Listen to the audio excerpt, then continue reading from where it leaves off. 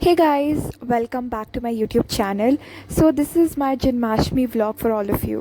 So ये जो video है ये जन्माष्टमी से एक दिन पहले की है, जब मैंने मंदिर की खुद से पहली बार सेटअप करा, वो भी पूरा अकेले. सो पूरी सफाई करी और जन्माष्टमी का अच्छे से सेटअप करा. सो सुबह उठी मैं और स्नान करा. उसके बाद माधव और लड्डू को रेडी कराया एंड व्रत रखा. सुबह भोग में फ्रूट्स थे और दोपहर में भिंडी रोटी और दाल, माधव के लिए और लड्डू के लिए. फिर शाम को भोग की तैयारी करनी शुरू करी.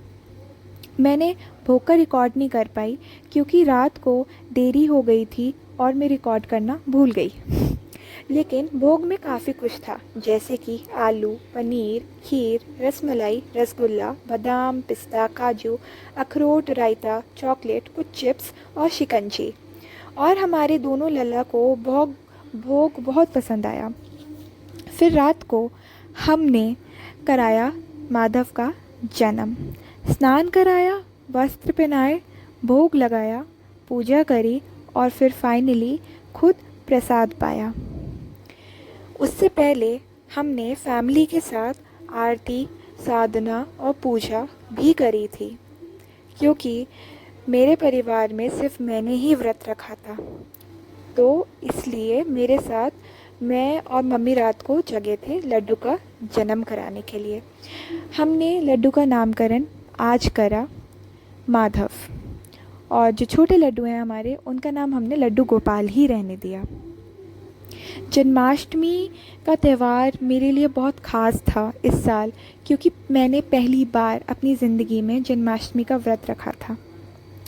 दोनों लड्डू तैयार होने के बाद बहुत सुंदर लग रहे थे और मैं बहुत खुश थी पूरी प्रक्रिया से. जन्माष्टमी इस बार की बहुत सुंदर थी और मैंने जन्माष्टमी का व्रत पूरी विधि विधान से पहली बार रखा था, तो वो खुद बहुत सुंदर बन गई. मैं उम्मीद करती हूँ आप सबको ये जन्माष्टमी का व्लॉग बहुत पसंद आया हो और मेरे लड्डू और मेरे माधव दोनों का स्वरूप बहुत सुंदर लगा हो. माधव की एक स्टोरी भी है. माधव हमारे घर 2019 में आए थे, जब हम वृंदावन गए थे पहली बार, और जो हमारे लड्डू हैं वो रामनगर से ही हैं. तो दोनों की स्टोरी बहुत प्यारी है और बहुत स्वीट है. मैं माधव और लड्डू दोनों से बहुत करीब हूँ. दोनों की सेवा मन से, दिल से और पूरी श्रद्धा से करती हूँ. मैं मानती हूँ कि मैंने पहली बार जन्माष्टमी का व्रत पूरी विधि विधान से रखा था, वो भी निर्जला. लेकिन उसको रखकर ऐसा महसूस ही नहीं हुआ कि मैं लड्डू के लिए पहली बार व्रत रख रही थी. जन्माष्टमी बहुत शुभ गई और बहुत सुंदर तरीके से हुई. फिर जैसे कि आप देख रहे हैं, रात को मैंने जन्म कराया, और जन्म होने के बाद और तैयार करने के बाद लड्डू बहुत सुंदर लग रहे थे.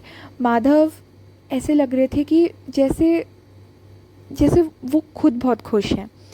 तो उनको देखकर मुझे खुद को बहुत खुशी हुई.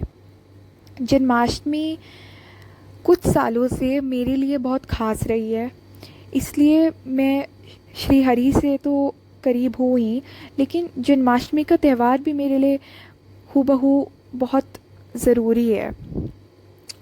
आई think Janmashtami is one festival that has become very very close to my heart over the years. And Janmashtami हो या राधा अष्टमी हो, दोनों मेरे लिए बहुत शुभ हैं, मुझे ऐसा लगता है. So yeah, that's just my little story that I wanted to share with you people through this vlog of mine, because I don't think I'll ever get like another opportunity to share uh, my bhakti towards Shri Hari.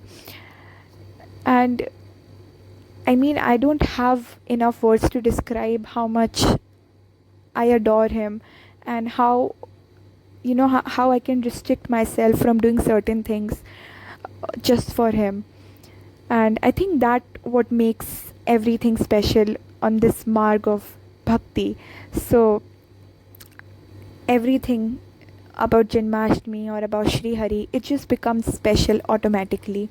And I feel so blessed and happy that I am able to serve Shri Hari in this age of mine, because mostly people get connected very very late, and you know, they are not able to devote their proper life to Sri Hari, but I am glad that I got into bhakti at such a young age.